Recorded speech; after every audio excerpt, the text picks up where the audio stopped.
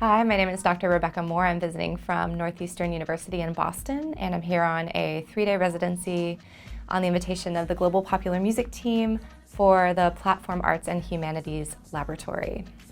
So popular music is changing all the time, and there are new production aesthetics, new instrumentations and forms and rhythms and dances and technologies and styles of visual delivery, like everything from music videos to memes that become popular. And I guess if we're talking about music that is globally popular right now, there are some trends that I'm particularly interested in. One is this global popularity of reggaeton, really since 2017, and the success of Despacito, and you now find that dembow rhythmic backbone in so many styles of music. I mean, it's all over hip hop, and in my global music industries class, we've started tracing it to other far-flung genres all the way to K-pop. So I'm sort of fascinated with how that beat, which started in Panama, spread to Puerto Rico, then all over Latin America, now is just taking over the world. And this isn't something that those music industry executives predicted. And speaking of K-pop, I'm obsessed with the success of boy group BTS.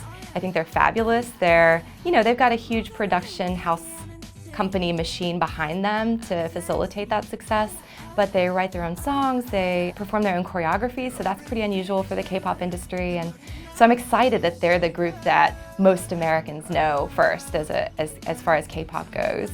Yeah, and like reggaeton artists, they're singing in languages other than English, so that I get excited about that when we see different languages in sort of mainstream pop.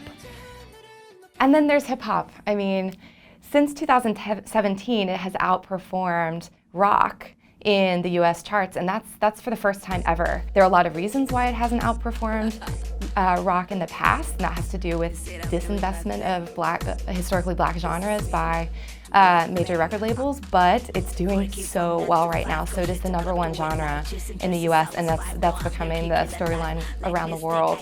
You know, I do most of my research in Indonesia, and in the last 5 or 6 years, there's been a resurgence of interest in hip hop. There was some in the early 90s, but now you've just got so many interesting performers exploring hip hop. One of my favorite artists she's a marketing professor, single mom, staunch feminist, and incredible MC. Her name is Yako. I've worked with her on a few occasions with my nonprofit work over in Indonesia, and I think she's fabulous, and I'm trying to figure out a way to get her on a US tour. So what does global popular music mean to me? Generally, I start by talking about the globalization of music industries and music industry practice. So I look at the global distribution of production. You know, we have sort of collaborations happening internationally as far as labor goes, but also the technologies and the hardware that we use to experience music. The supply chain is increasingly global. And then I talk about global distribution of music vis-a-vis digitalization. So those are the two things I start with.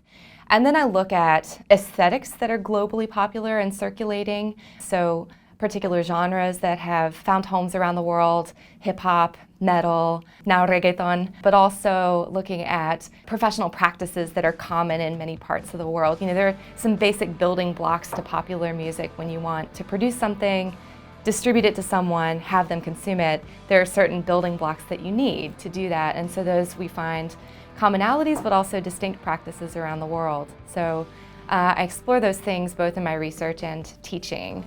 I'm also interested in what, for lack of a better way of talking about it, I'm interested in situated music industries, so industries that sort of operate independently of these major entertainment conglomerates.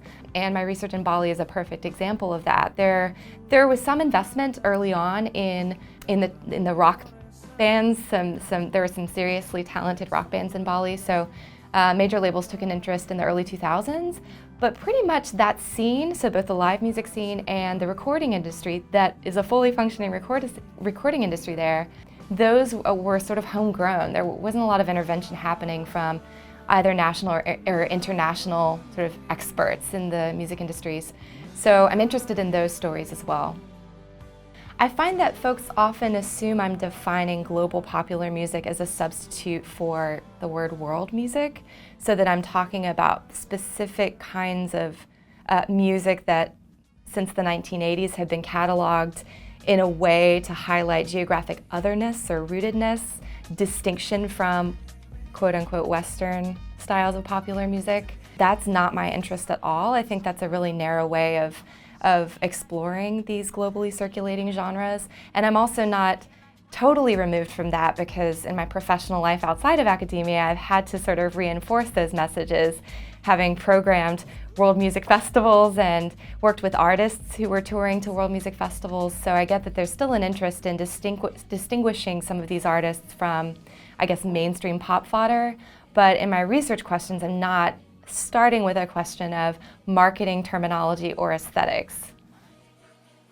The role of live performance has really shifted since we've seen such a dramatic drop in physical sales. Tours are no longer about promoting albums. Album launches are used to sell tickets to shows. So this is now a primary revenue stream for a lot of music professionals.